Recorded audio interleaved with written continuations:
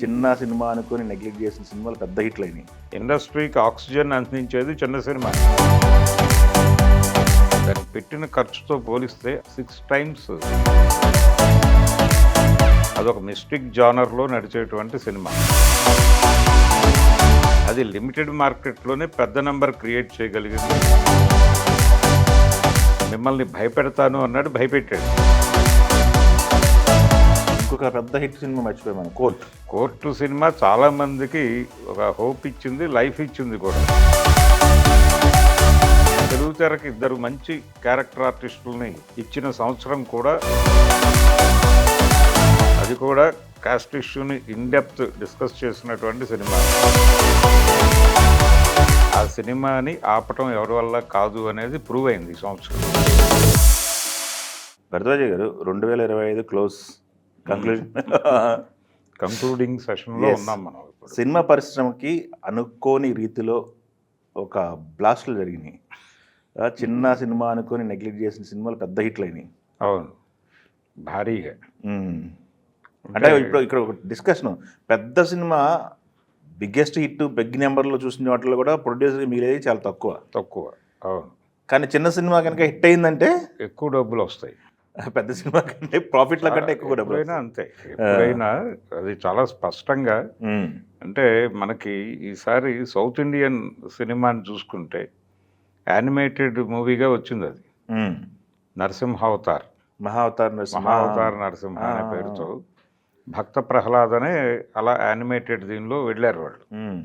అది విపరీతంగా కలెక్ట్ చేసింది అన్ని లాంగ్వేజెస్లోనూ. తెలుగులో కూడా దానికి మంచి దొరికింది, మంచి రిజల్ట్ వచ్చింది. ఇలా అది దాదాపుగా అది దానికి పెట్టిన ఖర్చుతో పోలిస్తే 6 టైమ్స్ కలెక్ట్ చేసింది. ఇంకా ఎక్కువ ఉంటుంది. అది 15-16 కోట్లు అన్నారు, లేకపోతే 22 కోట్లు, 20 కోట్ల పైన ఖర్చు అయింది వాళ్ళకి. అది దాదాపుగా పోటీ పడి 300 కోట్ల దాకా వెళ్ళింది. ఇది కండిషన్. అంటే జనాలకి కనెక్ట్ చేసేటువంటి ఒక కనెక్టివిటీ ఉన్న సబ్జెక్ట్ అయితే ఆ సినిమాని ఆపటం ఎవరి వల్ల కాదు అనేది ప్రూవ్ అయింది ఈ సంవత్సరం.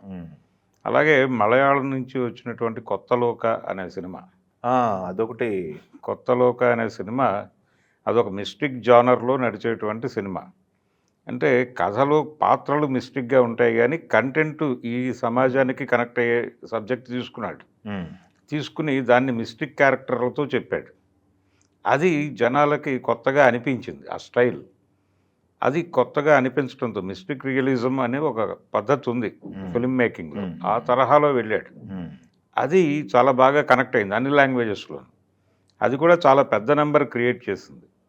అంటే అసలు అందులో ఆర్టిస్టులు ఎవరో తెలియదు జనాలకి, కానీ జనాలు సినిమా బాగుంది అన్నారు. వెరీ ఫస్ట్ డే నుంచి జనాలు కనిపించింది ఆ సినిమా వైపుగా. అలా చాలా సినిమాలకి, చిన్న సినిమాలు ఇప్పుడు మనకి ఆ ప్రకారం చూసుకుంటే తెలుగులో లిటిల్ హార్ట్స్ అనే సినిమా.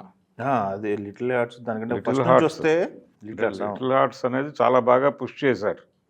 అది కూడా ప్రమోషనల్ దీని మీద బాగా వెళ్ళింది. అలాగే రాజు వెట్స్ రాంబాయ్ చివరిలో వచ్చిన సినిమా అది కూడా ఎలా వెళ్తుంది అనే ఒక సందేహంతో మొదలైన సినిమానే. కానీ సినిమాని పుష్ చేశారు. పుష్ చేసిన దానికి ఆడియన్స్ నుంచి పాజిటివ్ రియాక్షన్ మొదలైంది. అవి రెండూ కలిస్తే సినిమా మంచి రిజల్ట్ తీసుకొస్తుంది అనేది ప్రూవ్ చేసిన సినిమా. అది కూడా దాని మీద పెట్టిన పెట్టుబడి కంటే కూడా లోకల్ మార్కెట్లోనే, అది ఆ సినిమాల్లాగా పెద్ద మార్కెట్లో వెళ్ళలేదు, కానీ అది లిమిటెడ్ మార్కెట్లోనే పెద్ద నెంబర్ క్రియేట్ చేయగలిగింది. అది కూడా ఒక 2 to 3 టైమ్స్ పైన రెవెన్యూ తీసుకురాగలిగింది.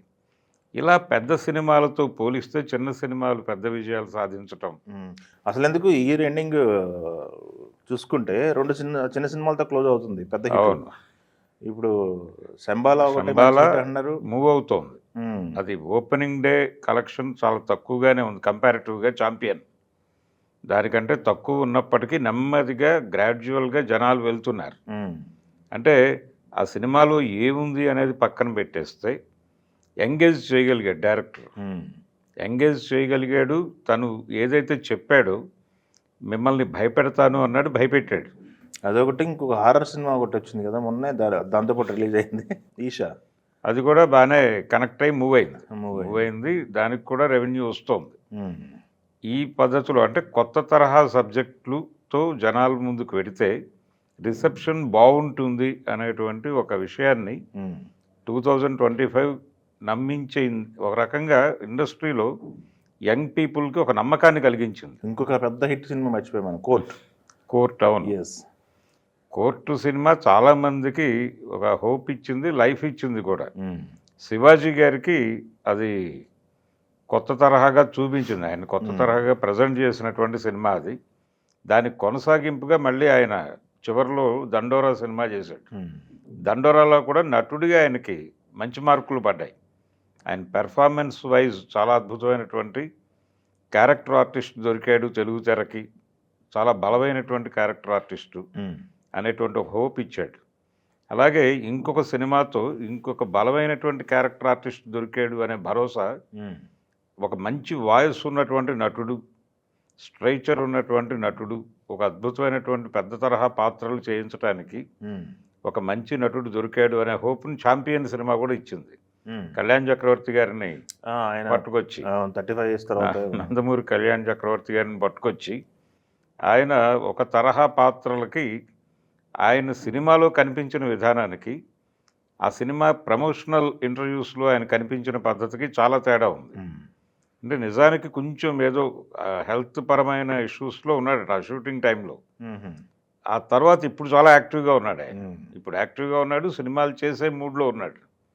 కాబట్టి తెలుగు తెరకి ఇద్దరు మంచి క్యారెక్టర్ ఆర్టిస్టులని ఇచ్చిన సంవత్సరం కూడా 2025 చెప్పుకోవాలి. ప్రతి డైరెక్టర్ అంటే కొత్తగా తెర మీదకి కొత్త కంటెంట్తో కథ చెప్పాలి అనుకున్న ప్రతి డైరెక్టర్కి, అంటే పెద్ద స్కేల్లో కూడా మిరాయి సినిమా చూసాం మనం. వాటి గురించి మనం మాట్లాడదాం, పెద్ద సినిమాలు పెద్ద పెద్ద నెంబర్ల గురించి మాట్లాడదాం.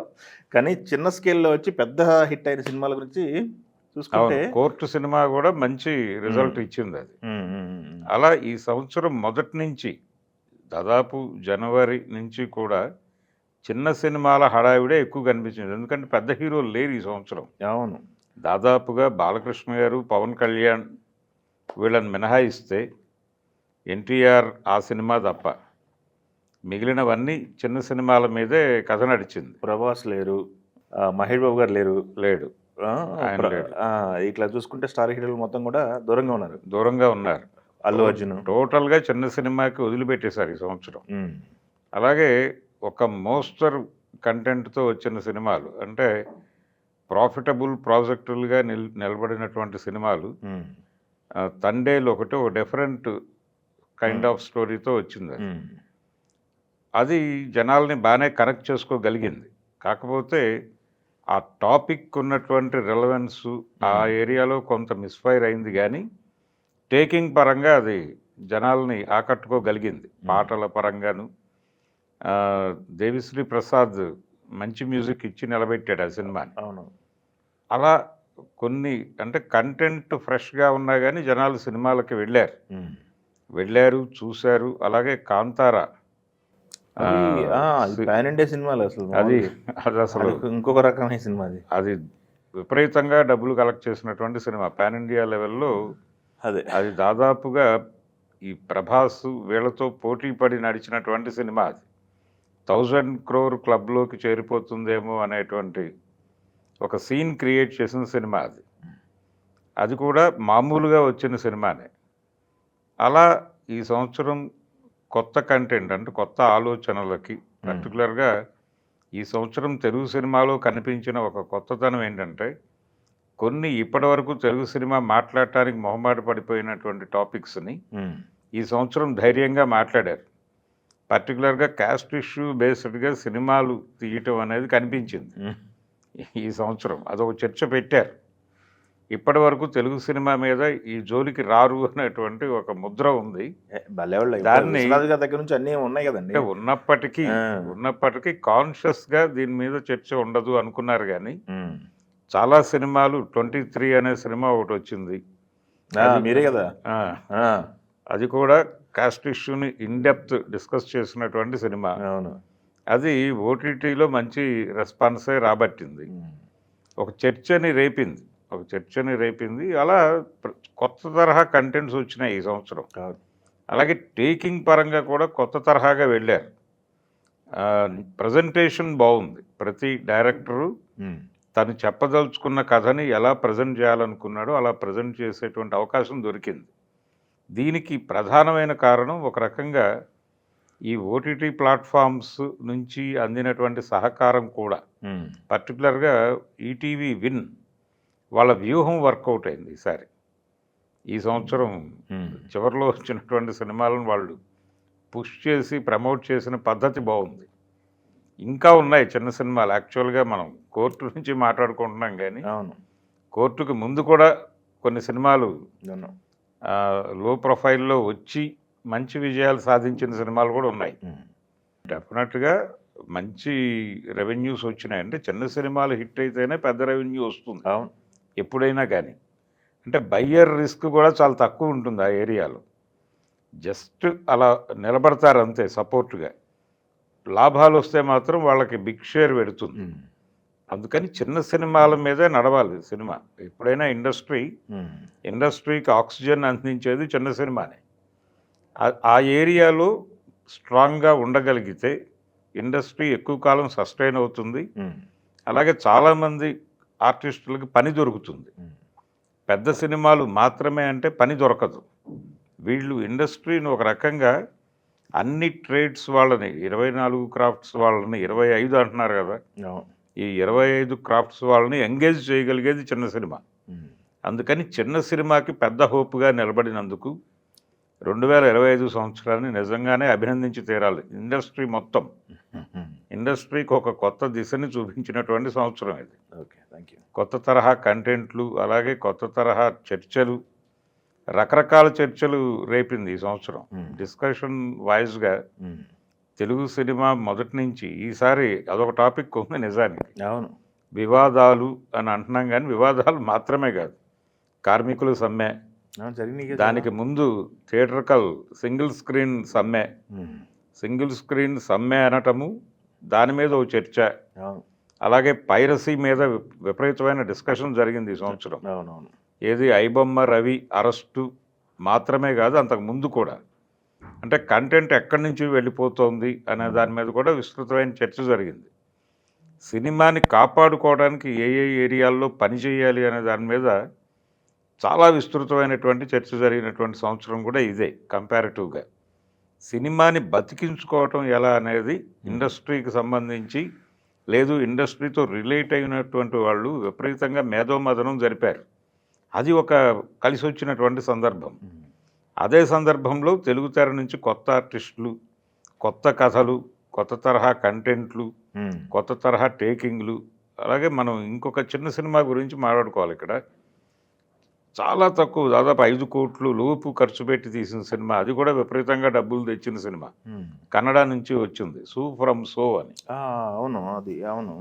అది కూడా హారర్ కామెడీ జానర్లోనే వెళ్తుంది. అది కూడా ఇందాక మనం మాట్లాడుకున్నటువంటి కొత్త లోక లాగానే అది ఒక మిస్టిక్ క్యారెక్టర్తో, చిన్న దయ్యం అనేటువంటి ఎలిమెంట్ తీసుకుని ఆ మూఢనమ్మకం చుట్టూ ఊరిలో ఉన్న రకరకాల విషయాలను తిప్పి ఒక లైంగిక వేధింపుల దిశగా తీసుకెళ్ళి ఆ కథని నడిపినటువంటి తీరు జనాలని బాగా ఇంప్రెస్ చేసింది. బాగుంది. చిన్న లైన్ తీసుకున్నారు కానీ ఎక్సలెంట్ ఉంటుంది. చాలా బాగుంది.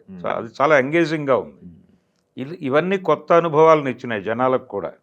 అందుకని ఈ సంవత్సరం ప్రత్యేకమైన సంవత్సరంగా చెప్పుకోవాలి.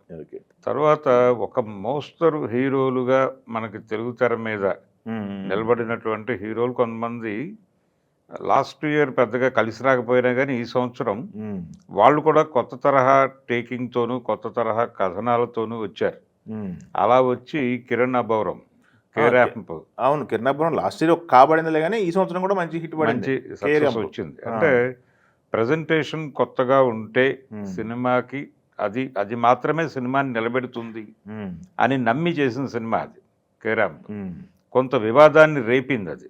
అంటే రిలీజ్కు ముందు విడుదలైనటువంటి ఆ సినిమాకి సంబంధించిన ప్రమోషనల్ కంటెంట్ కొంచెం కాంట్రవర్సీ అయింది. థియేటర్కి వెళ్ళినటువంటి జనాలకి దాంతో సంబంధం లేకుండా సినిమా కనెక్ట్ అయింది. దాంతో రెవెన్యూ సైడ్ కూడా అది బలంగా నిలబడింది. ఇలాగే ఒక డిస్కసివ్ పాయింట్గా మారినటువంటి ఇంకొక సినిమా గర్ల్ ఫ్రెండ్. అది జనంలో రకరకాల చర్చల్ని రేపింది. విపరీతంగా జనం మాట్లాడుకున్నారు. కానీ రెవెన్యూ పరంగా అది సాధించింది పెద్దగా లేదు. అయినప్పటికీ ఒక డిస్కసివ్ పాయింట్గా నిలబడిన సినిమాగా అది గుర్తుంటుంది.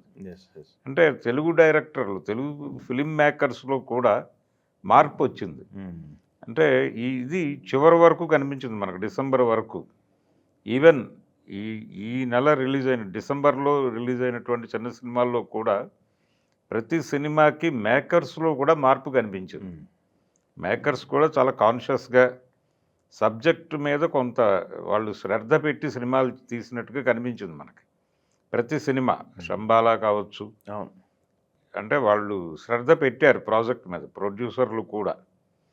అలా డైరెక్టర్లు మాత్రమే కాదు, ప్రొడ్యూసర్లు కూడా ఇన్వాల్వ్ అవుతున్నటువంటి దశ ఒకటి కనిపిస్తోంది. ఇది మంచి ట్రెండ్.